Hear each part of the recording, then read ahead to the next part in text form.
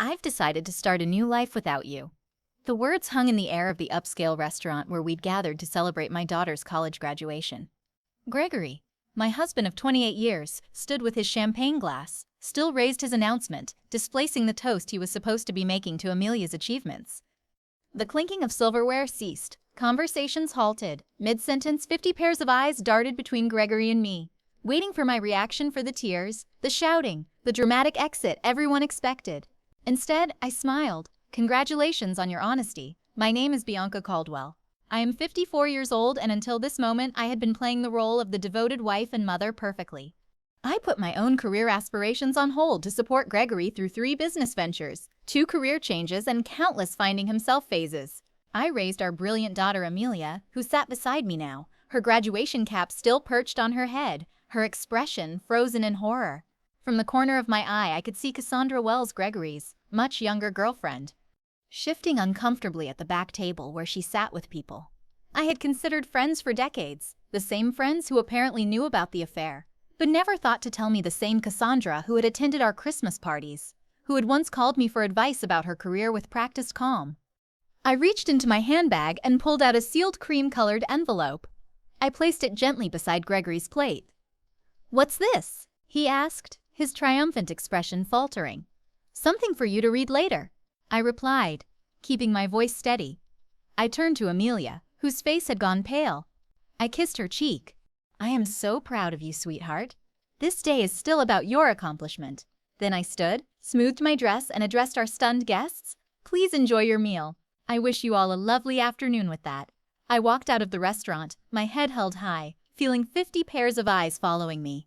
The heavy door swung shut behind me, cutting off the beginning of anxious murmurs outside the Augusta.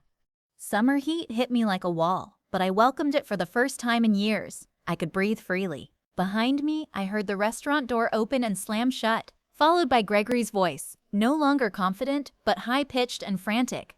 "Bianca, what the hell is this? What have you done?" I kept walking, allowing myself a small smile. The envelope I'd handed him contained the beginning of my revenge one. I'd been meticulously planning for months. I had always been the practical one in our marriage. While Gregory dreamed big and took risks, I maintained the stability our family needed. I was the one who saved for Amelia's education. When Gregory invested unwisely in his friend's restaurant venture, I was the one who worked extra hours as a finance manager at Truant Corp. When his midlife crisis led him to quit his stable position to follow his passion, selling handcrafted furniture, a passion that lasted approximately 6 months before he grew bored my own dreams. Opening a financial consultancy for women were perpetually on hold after Amelia graduates.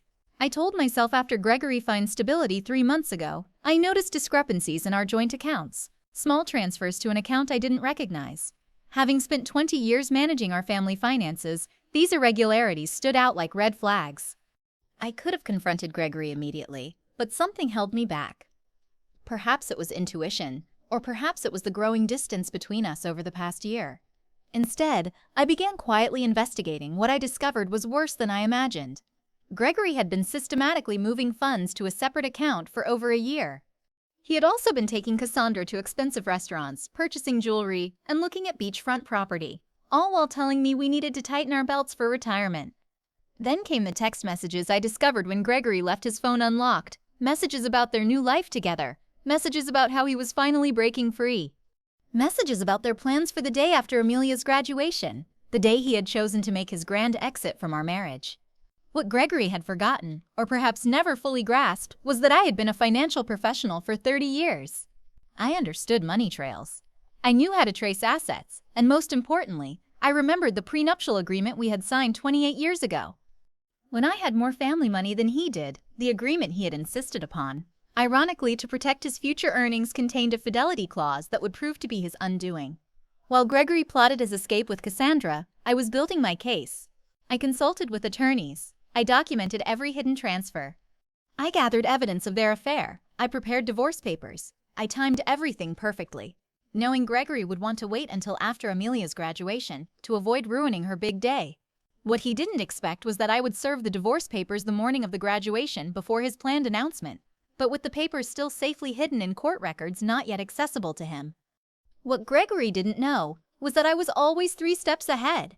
I didn't return to the restaurant. Instead, I drove to our home, a spacious colonial in Augusta's historic district that we had purchased 15 years ago. The house that Gregory had already promised to Cassandra, according to text messages that he didn't realize I had seen. I parked in the driveway and calmly entered what had been our shared space for over a decade. Everything looked the same.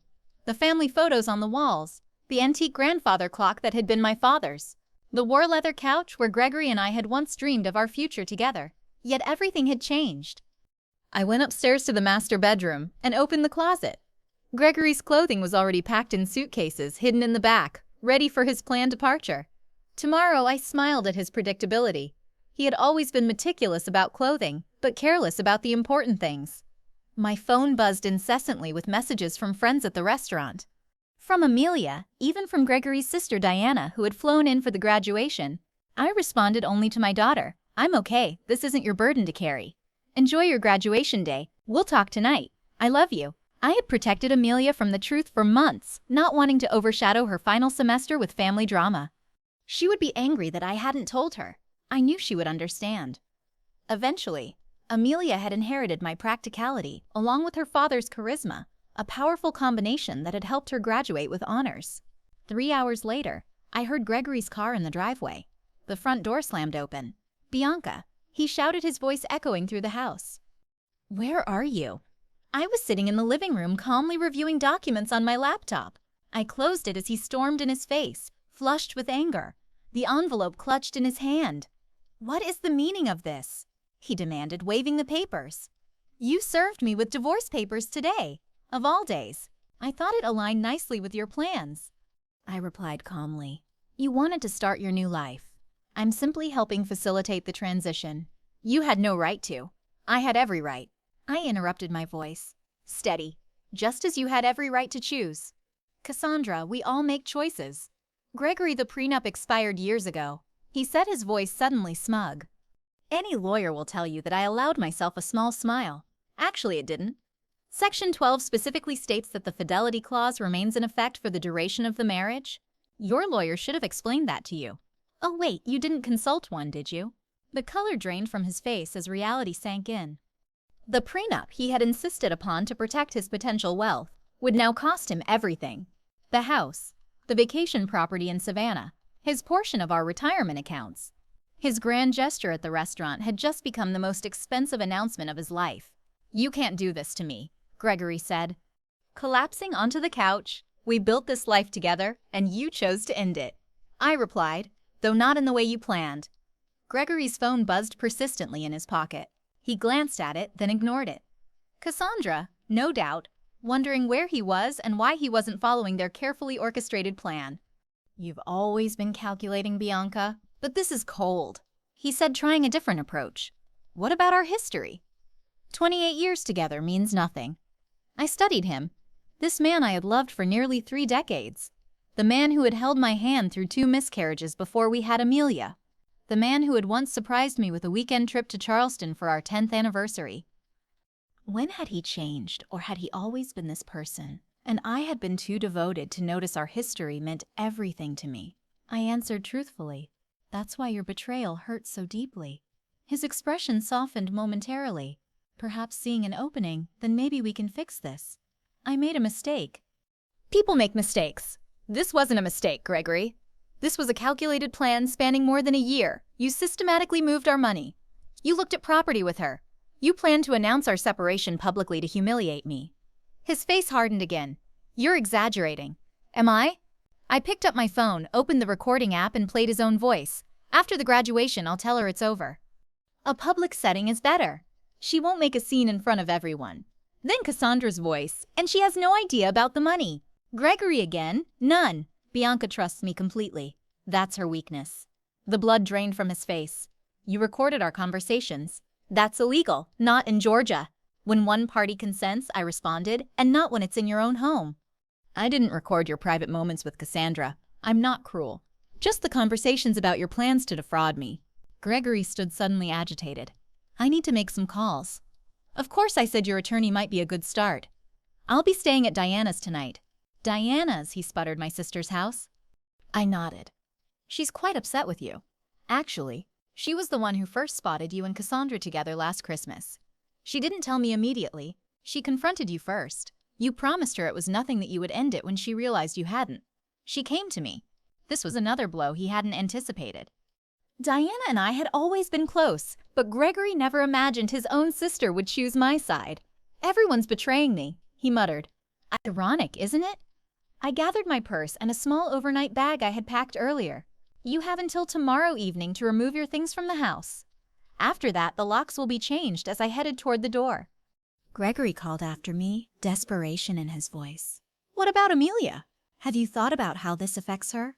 I paused, anger finally breaking through my calm facade. Don't you dare use our daughter as a shield.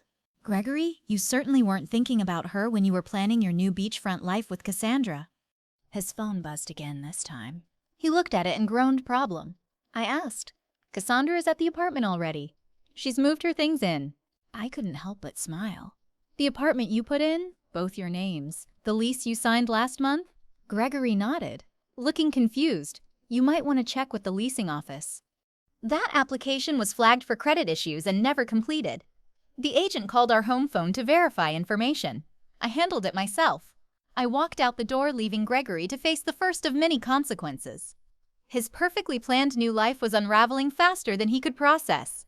Diana lived in a charming bungalow across town, close to the university where she taught literature. When I arrived, she greeted me with a fierce hug. I just heard from Amelia, she said, pulling me inside. Are you okay? I'm better than I expected. I admitted, following her to the kitchen where a bottle of wine was already open. I never thought Gregory would make such a spectacle. Diana said, pouring 2 glasses, the restaurant in front of everyone. He's lost his mind. It was meant to humiliate me, I explained, accepting the glass. A public rejection, so I couldn't fight back without looking hysterical. Diana's face darkened. My brother always did have a flair for drama, but this is beyond anything I expected from him. We settled in her sunroom, surrounded by potted plants and bookshelves. Diana had never married, preferring her independence and academic pursuits over the years. I had sometimes envied her freedom. What did you put in that envelope that made him so upset? She asked. I explained the contents, the divorce filing, the evidence of his financial deception, and most importantly, the prenuptial agreement that would leave him with far less than he had planned. The prenup, Diana mused. I remember when he insisted on it. Father had just given him that money for his first business, and he was so worried about protecting it. She laughed bitterly.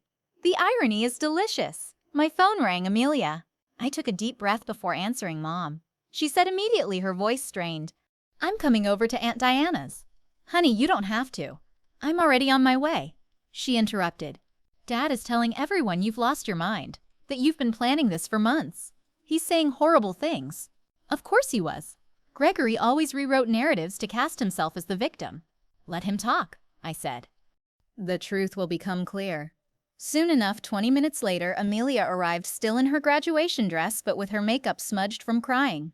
She fell into my arms like she used to as a child after a nightmare. Why didn't you tell me? She asked, her voice muffled against my shoulder. I didn't want to ruin your final semester. I explained. You worked so hard for this day. She pulled back, wiping her eyes. Well, Dad took care of ruining it. Anyway, we moved to Diana's living room, where Amelia finally got the full story.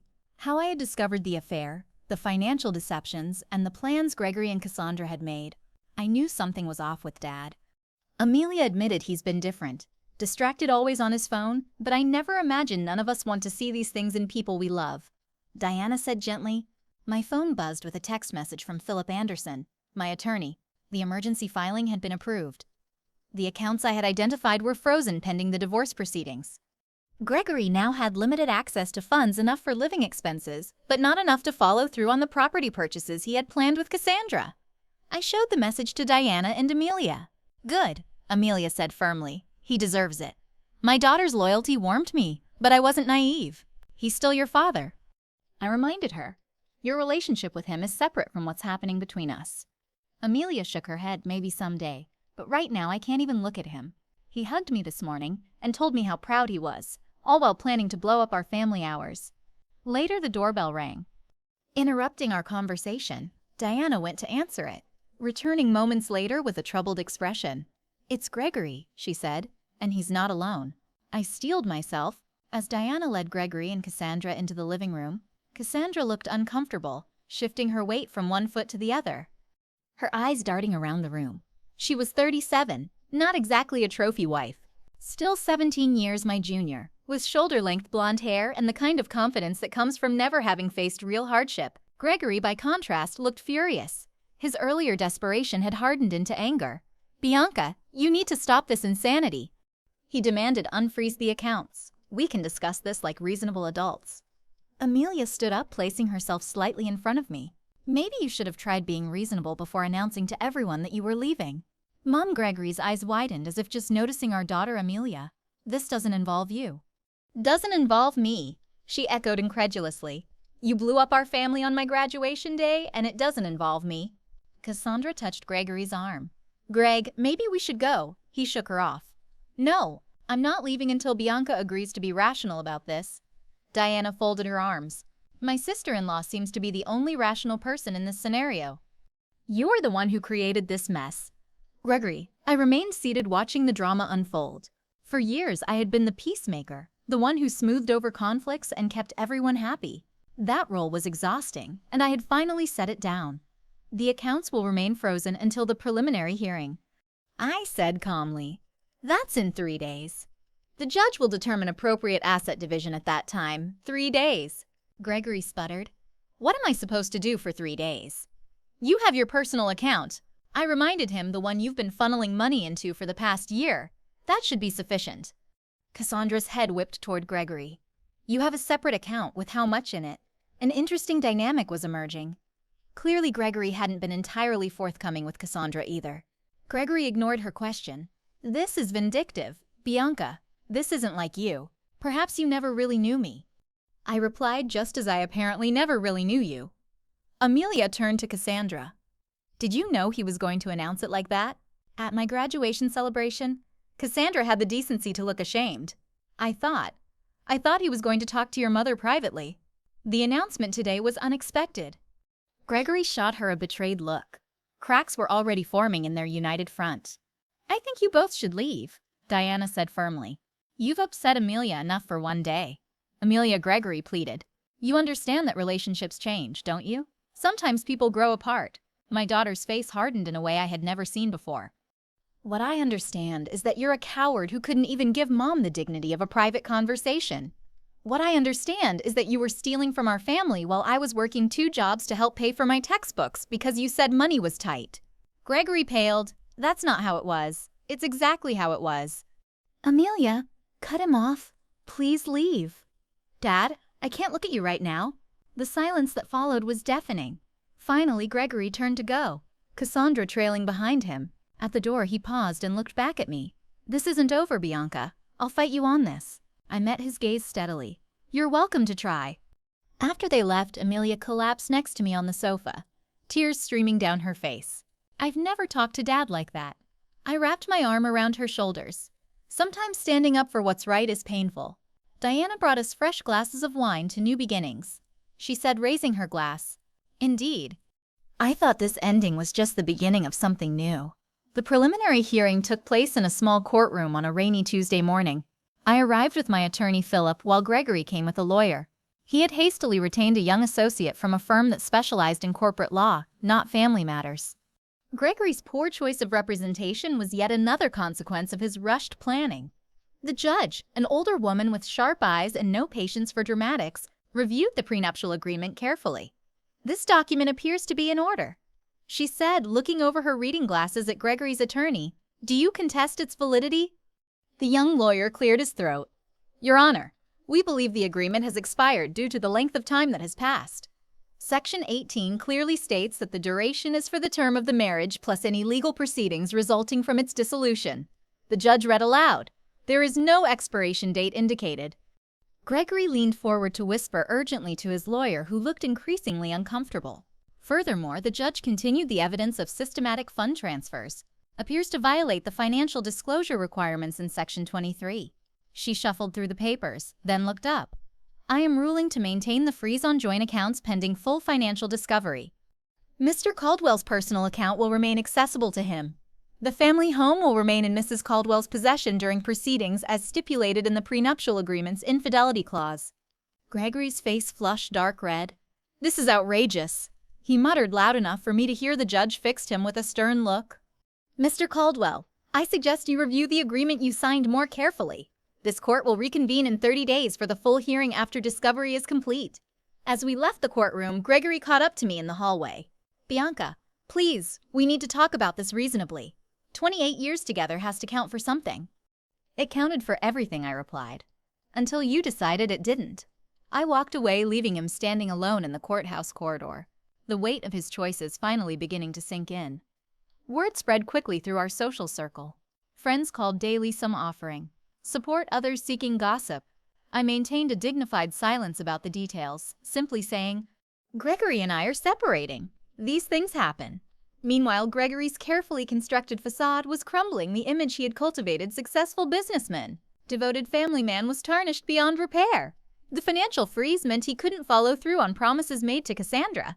The beachfront property they had been planning to purchase fell through. The luxury car he had put a deposit on had to be canceled. 2 weeks after the hearing, Diana called me, her voice tinged with amusement. "Have you heard the latest? Cassandra moved out already?"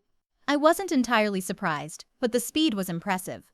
Apparently she discovered that Gregory's business isn't doing as well as he claimed. The substantial savings he talked about don't exist. She told her friend Jennifer that she didn't sign up to date a man with financial problems. I couldn't help but laugh. He always was good at creating illusions. Meanwhile, I was rebuilding. The financial security I had always maintained separate from our joint accounts gave me freedom. Gregory hadn't anticipated. I rented a small office space downtown and began setting up the consultancy I had dreamed about for years. My first clients were 2 women going through divorces of their own. Word of mouth brought more.